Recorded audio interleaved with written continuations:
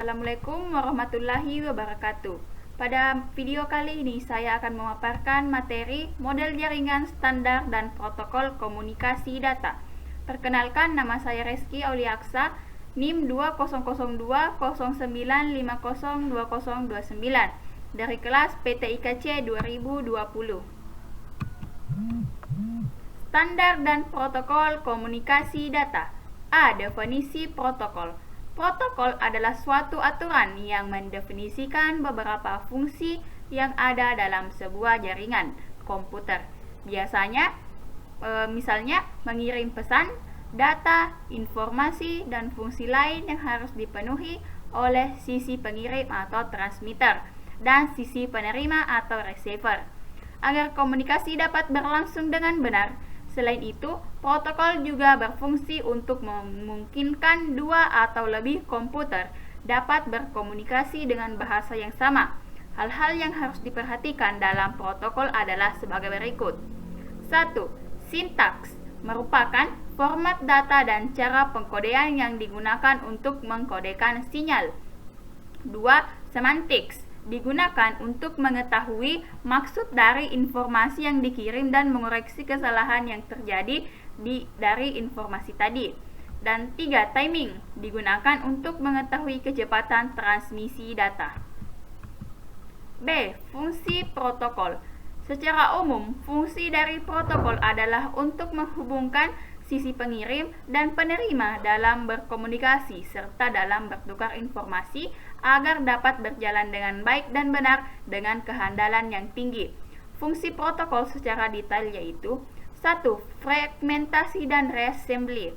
Fungsi dari fragmentasi dan reassembly adalah membagi informasi yang dikirim menjadi beberapa paket. 2. Encapsulation. Fungsi dari encapsulation adalah melengkapi berita yang dikirimkan dengan address, kode-kode koreksi, dan lain-lain. 3. Connection control. Fungsi dari connection control adalah membangun hubungan komunikasi dari transmitter dan receiver, di mana dalam membangun hubungan ini termasuk dalam hal pengiriman data dan mengakhiri hubungan. 4. Flow control. Flow control adalah mengatur perjalanan data dari transmitter ke receiver. 5. Error control. Mengontrol terjadinya kesalahan yang terjadi pada waktu data dikirimkan. 6. Transmission service. Berfungsi untuk memberi pelayanan komunikasi data khususnya yang berkaitan dengan prioritas dan keamanan serta perlindungan data. C. Model OSI.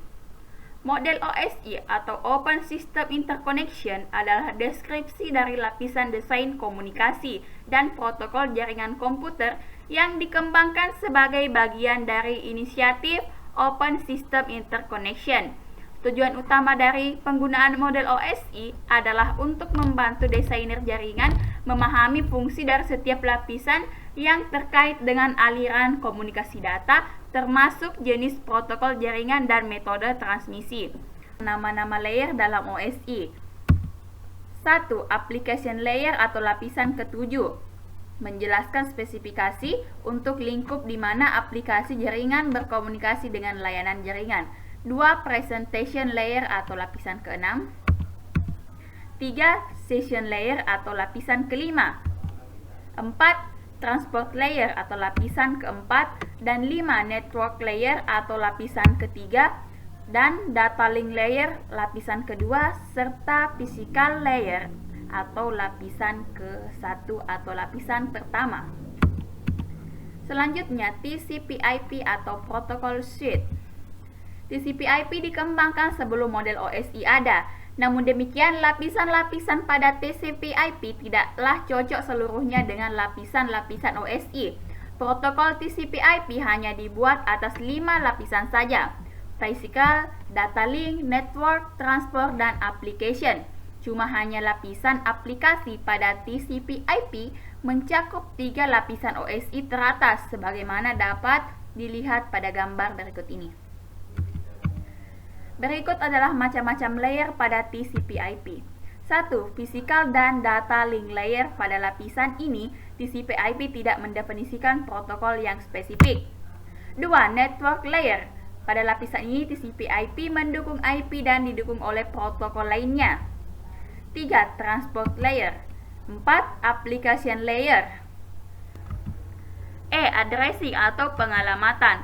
Dalam TCP/IP dikenal 3 alamat, yakni 1. Physical address, juga dikenal sebagai link address atau alamat link, adalah alamat dari sebuah node yang didefinisikan oleh LAN atau WAN. Physical address termasuk dalam frame yang digunakan oleh lapisan data link. Physical address adalah lowest level address. Physical address memiliki otoritas atas jaringan LAN atau WAN. 2. IP address atau logical address.